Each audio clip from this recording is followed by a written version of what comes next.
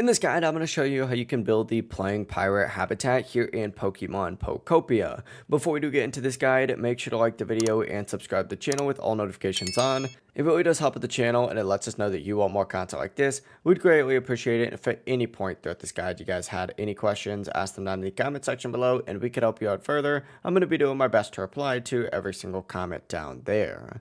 Now there's 4 items that you need in order to do this. You're going to need a ship wheel, you're going to need 2 barrels, a ship, and 2 cannons.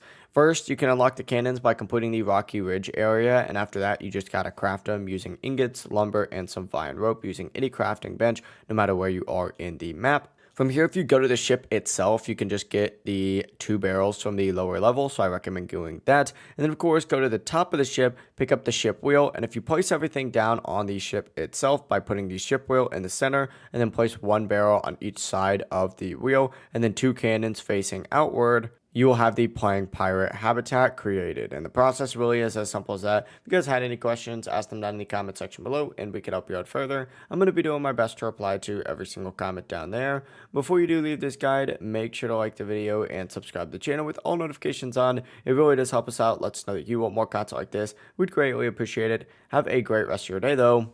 Peace.